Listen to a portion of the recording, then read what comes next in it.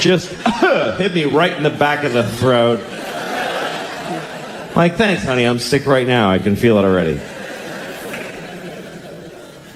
She did this, by the way, because she's trying to tell me a secret. And she thinks you tell secrets into people's mouths. She takes your whole face.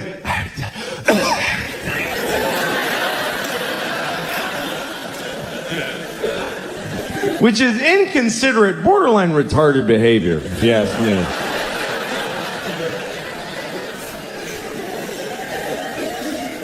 And by the way, she's 5 years old. What secret does she have that I really need to hear? Like, she's gonna tell me a secret and I'm gonna go, holy shit, are you serious? Oh my God. Honey, I won't tell anybody. That is fucked up though, seriously? She got an abortion on Christmas Eve? Oh my God.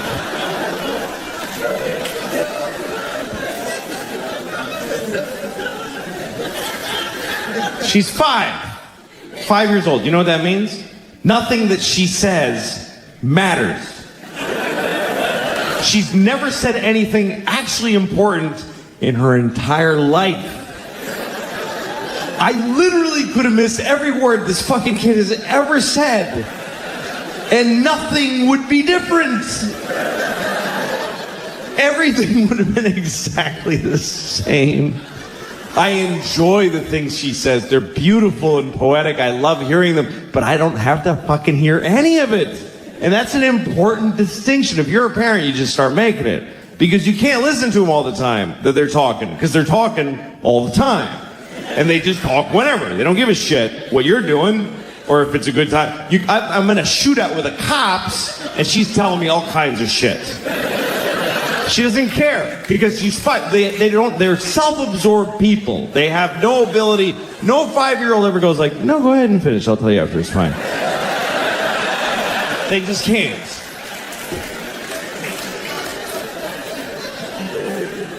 And sometimes it's impossible. Like the other day I was in New York City with my kids. And I got 2 of these fucking things. Remember that, please. 2 of them.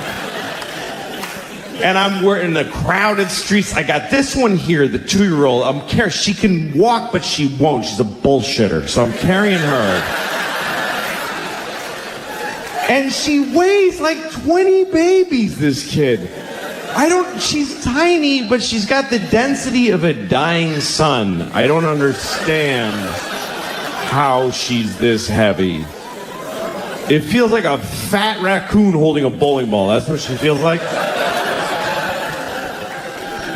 And the pain in my shoulder is intense. And it's sending signals to my brain like, you don't love her, just drop her. She doesn't matter. Just let her die. So I'm fighting that on this side. I got the 5-year-old like this. I hope it's her. I haven't looked back in about an hour. I'm just dragging somebody tiny just through many strangers' thighs. Briefcase corners are hitting her in the temple. I don't give a shit. I'm in a hurry because my pocket's vibrating and my wife's calling to see where I am, even though she sent me to do this shit. And I'm yelling into my pocket like she can hear me. I'm fucking coming! Shut up! And this one is talking the whole time. The whole time. With a tiny voice 2 feet off the ground. What am I gonna listen to this shit? Really?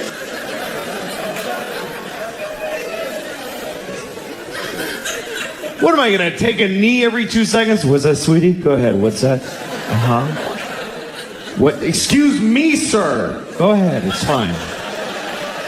Yeah. Yeah, sometimes dogs are brown. That's very true.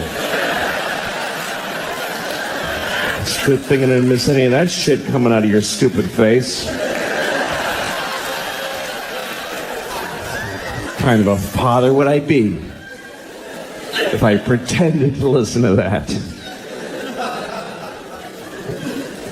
I remember the first time my daughter said a whole sentence. That was a big deal because she had never made a whole thought by herself. She just said the little words, and I was doing the dishes, and behind me I just hear her, she just goes, "Daddy, I don't like chicken." I dropped my plate. My wife and I cried and hugged. It's a big moment. A week later, I'm making dinner. She goes, "Daddy, I don't like chicken." Well, we're fucking having chicken. What are you talking about?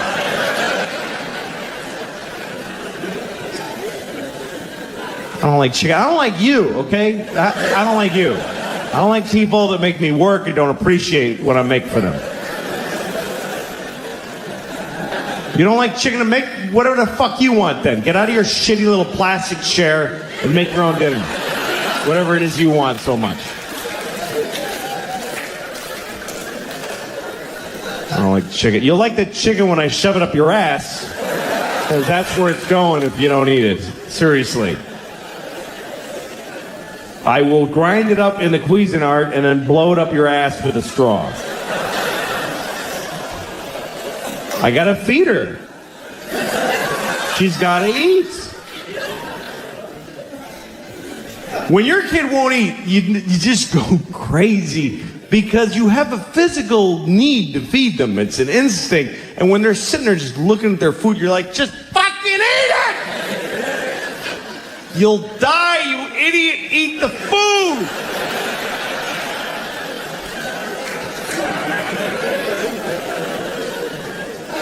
I don't like it. It doesn't matter. Put it in your face.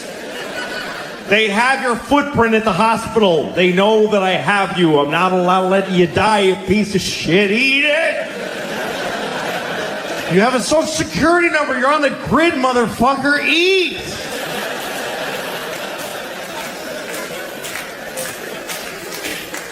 If you're skinny, I go to jail. Do you understand? And I love my kids and I die for them, but my life fucking stinks. It just does. It's what it is when you're a parent. You know, it's all the pleasures are gone. Nobody fucks you ever again. That shit just over.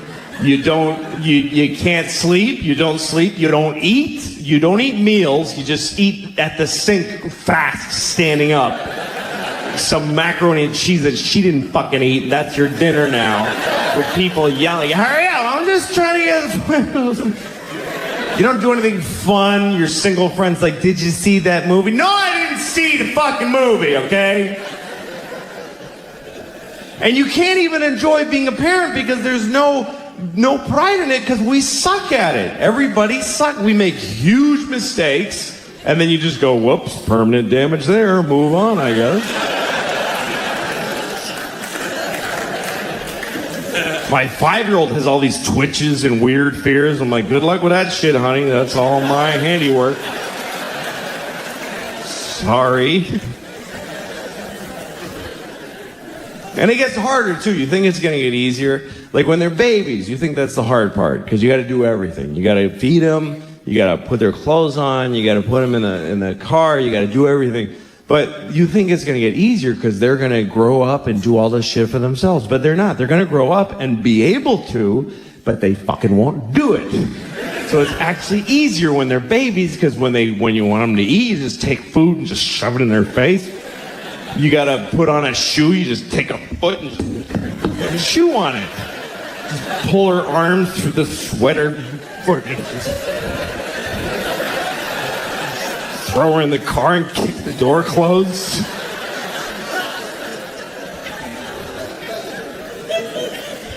And then you get the parents live for the tiny vacations from their kids. The little tiny, like when you put your kids in the car and you close their door and that little walk around to your own door. It's like a carnival cruise. It's just the greatest.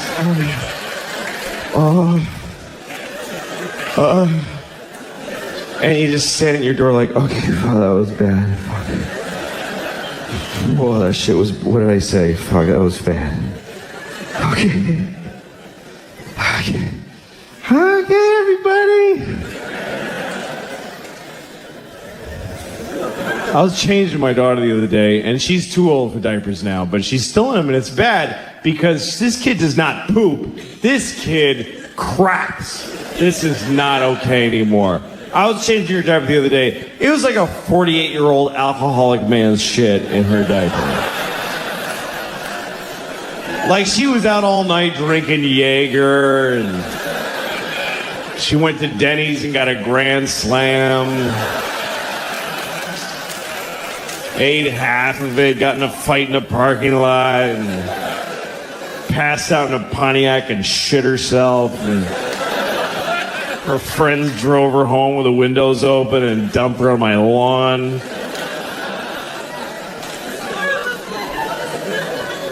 And now I gotta clean it. And it's crazy. And you can't even react. You can't go like, what the fuck? That's disgusting.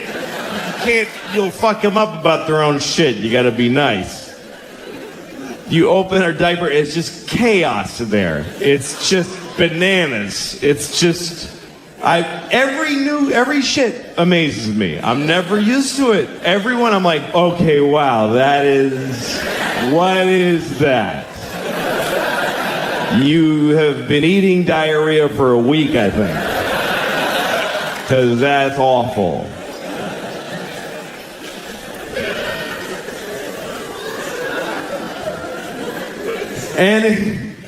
But you can't. You gotta be like, you just go, oh, wow. You really got something there, honey? That's really something. That's really okay. Well, all right, let me scrape that off your knees for you. Just get it down off your back. Let's get all this hazmat in one place. Wipe you down. Clean your tiny vagina at the end. Who knew that was going to be my life? I had no idea that my relationship to the vagina was going to be cleaning shit out of a tiny one several times a day. They don't tell you that. When you're getting ready to be a dad, nobody pulls you aside and says, you have to clean the vagina a lot because every time she takes a shit, it goes straight up her twat. They don't tell you that.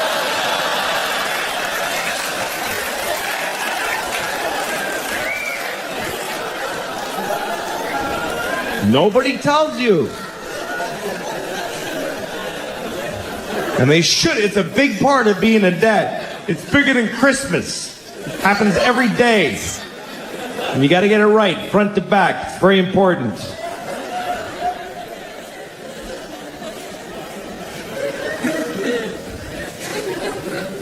I'm glad I got girls, though. Girls are great. I don't want to clean shit off of some kid's balls. I'm glad that's not my job.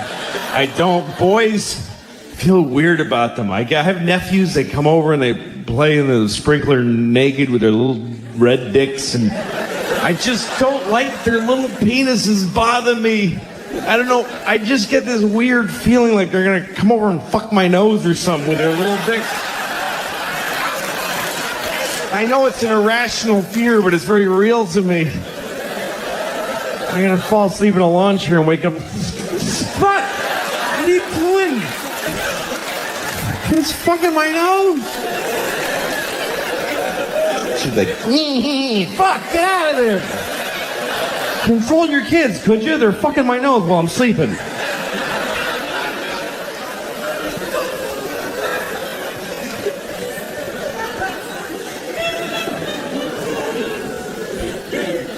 Boys are hard to raise, man. All my sisters have boys, and I just feel for them because it's really hard, and they really do. Here's the thing, though. Girls are just as hard to raise, but on a whole other level. They're different. Here's the difference to me between boys and girls. Boys fuck things up. Girls are fucked up.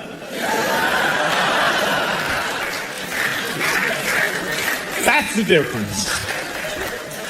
Boys just do damage to your house that you could measure in dollars like a hurricane. Girls, like, leave scars in your psyche that you find later. Like a genocide or an atrocity. Like, my sister-in-law came over once with her little boy. He's like 4 years old, and she comes over, and she's been with him all day, so she's in bad shape. She's got a drink, and she's like, I can't do it anymore. I can't do it anymore. And I put like an army blanket around her, trying to calm her down. And then her little boy walks up to her. He's got a handful of sand. I don't know where he got it. There's no sand in my home. He's got a handful of it. Walks up to his mom and just throws it right in her drink.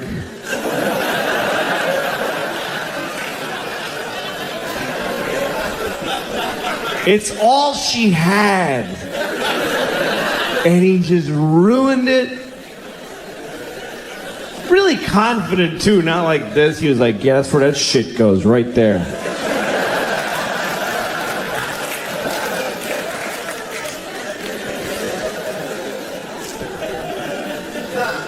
And I was blown away by this because I have girls, they would never dream of doing that. It wouldn't even enter their heads that a person could do that. But they're fucked up. Like my 5-year-old, the other day, one of her toys broke. And she demanded that I break her sister's toy to make it fair. And I did. That's how much shit she gave me. I broke the little toy, and I felt awful. I was like crying. And I look at her, she's got this creepy smile on her face.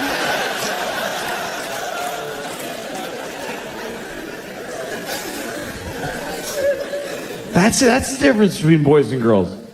And it becomes the difference between men and women, really.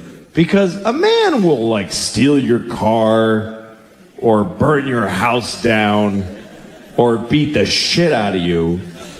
But a woman will ruin your fucking life. Do you see the difference? Like, a man will cut your arm off and throw it in a river. But he'll leave you as a human being intact. He won't fuck with who you are. Women are non-violent, but they will shit inside of your heart.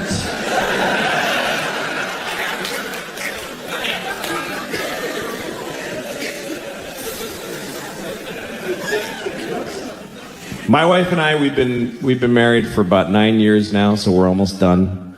And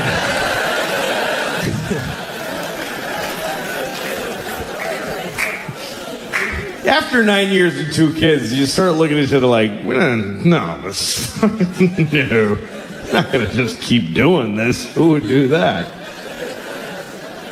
We went to therapy for a while, and the therapist was like, one day he goes, you should go on a date. And I'm like, fuck you. I'm not going. I did go on a date with my wife, and I don't think I'm gonna call her again. It wasn't really fun.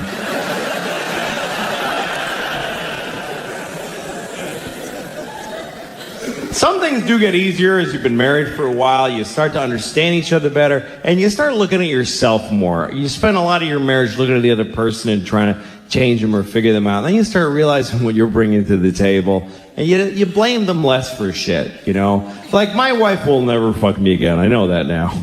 But I just feel differently about it. I used to get mad. I used to be like, she hasn't fucked me in months. How could she do that to me? Now I look at myself, and I'm like, how did she fuck me for years? She fucked me for years. She couldn't possibly have enjoyed most of those fucks. Which means she took about 500 for the team. You gotta respect that shit. I think it's hard for women to have sex if they don't feel like it. It's not a skill they have generally. Men have it. That's just different. We have different sexual skills. Men can fuck whatever. We don't care. We'll fuck you if we don't like you. Everybody knows that. But we'll fuck you even if we don't feel like fucking you. Even if we're not hard. Like, I'll fuck you. Give me a second. I'll find a way. We don't care. We'll fuck it. Things. We'll fuck a rusty keyhole nailed to a donkey's ass. We don't give a shit. We are jizz on demand. We just have we don't care. Women have another skill, which is that they can decide whether or not to have sex with their minds, which is amazing to me. A woman can decide not to fuck in the middle of fucking. That is so weird to me that they can just stop because of some other shit that distracted them. If I'm fucking you, you could show me a picture of you cutting my mom's head off. And I'll be like, whoa.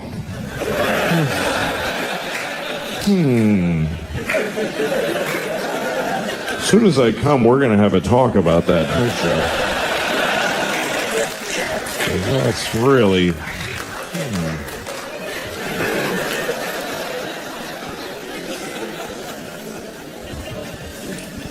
Because I need to come. I need to. Coming is a need. I came the first time when I was 12 and I haven't skipped a day.